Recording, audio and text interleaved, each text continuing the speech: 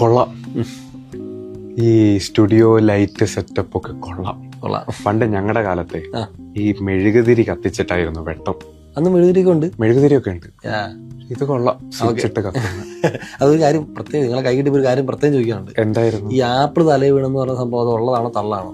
എവിടെ പോയാലും ഈ ഒരു ചോദ്യമാണല്ലോ. ആപ്പിള് എന്റെ തലയിലല്ല സബി വീണത്. പിന്നെ പണ്ട് ഞാൻ എന്റെ വീടിനടുത്ത് ഇങ്ങനെ ചുമ്മാ ഇരിക്കുമായിരുന്നു. വൂൾസ്റ്റോപ്പ് മാനർ എന്ന് പറയുന്ന ഇംഗ്ലണ്ടിലെ ഒരു സ്ഥലം. അപ്പൊ അവിടെ അടുത്തിരിക്കുന്ന ഒരു മരത്തിൽ നിന്ന് ഇങ്ങനെ ആപ്പിള് താഴേക്ക് വീണു. എന്റെ തലയിലാണ് വീണെങ്കിൽ ആ വേദനയും കൊണ്ടിരുന്നേനെ. ഇത് അടുത്ത് വീണപ്പോ ഞാൻ ആലോചിച്ചു, എന്തുകൊണ്ട് ഇത് താഴേക്ക് വീണു? വലത്തോട്ടോ ഇടത്തോട്ടോ ഒന്നും അല്ലെ മേലോട്ട് പോകാതെ താഴേക്ക് തന്നെ വീണു. അതാണ് പിന്നീട് നമ്മൾ ആ ചിന്തയിൽ നിന്നാണ് നിയമങ്ങള് ഈ ഗുരുത്വാകർഷണം അല്ലേ കൊണ്ട് ഞങ്ങളുടെ മുമ്പിലാണ് വീണെങ്കിൽ ഞങ്ങൾ ആപ്പിൾ തിന്നിട്ട് അവിടെ കിടന്ന് ഉറങ്ങിയാണ്. അതാണ് നമ്മുടെ തമ്മിലുള്ള വ്യത്യാസം. ഈ ഒന്നാം ചലന നിയമമൊക്കെ നമ്മൾ പറയുന്നുണ്ട്. ചലന നിയമങ്ങൾ വളരെ സിമ്പിൾ ആയിട്ടൊന്ന് പറഞ്ഞു കൊടുക്കാം. സിമ്പിൾ ആയിട്ട് പറയാമോ?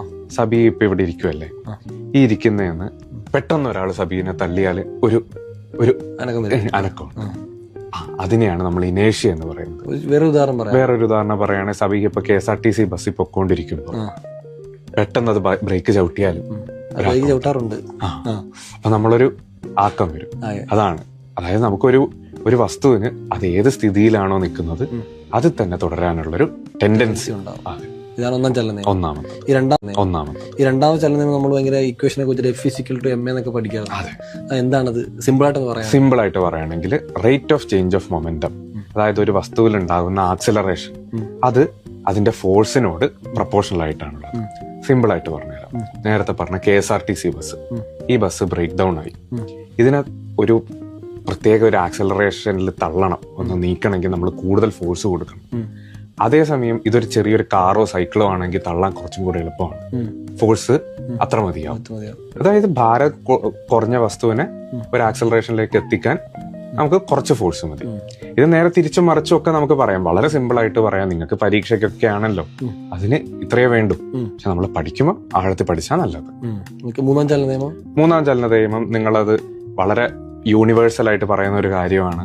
Every action has an equal and opposite reaction. Cinema dialogue അല്ലല്ലേ? സിനിമ ഡയലോഗ് അല്ല, അത് പ്രകൃതിയിലൊരു ഡയലോഗാണ്. അതായത് ഒരു എളുപ്പത്തിന് പറയുകയാണെങ്കിൽ സബി വഞ്ചി തുഴയുകയാണെങ്കിൽ അല്ലെങ്കിൽ നീന്തുവാണെങ്കിൽ നമ്മൾ വെള്ളത്തെ പിറകോട്ട് തള്ളും. വെള്ളം നമ്മളെ ഫ്രണ്ടിലോട്ട് തള്ളുന്നത് കൊണ്ടാണ് നമ്മൾ മുന്നോട്ട് പോകുന്നത്. വഞ്ചിയൊക്കെ എല്ലാം, വഞ്ചി ആയാലും നീന്തലായാലും നമ്മൾ നടക്കുന്നത് പോലും അതുകൊണ്ടാണ്. കൊള്ളാം. ഓക്കെ, അപ്പൊ ഇതുപോലെ വേറെ നിയമങ്ങളൊക്കെ ഉണ്ടാക്കി വെച്ചിട്ടുണ്ടായിരുന്നു. ഇഷ്ടം പോലെ മാത്തമാറ്റിക്സിലുണ്ട്, കളർ തിയറി, കളർ വീലിനെ പറ്റിയൊക്കെ കേട്ടിട്ടുണ്ടാവും, മാത്സ്, സയൻസ്, അങ്ങനെ ഞാൻ കൈവെക്കാത്ത മേഖലകളില്ല ശരിക്കും.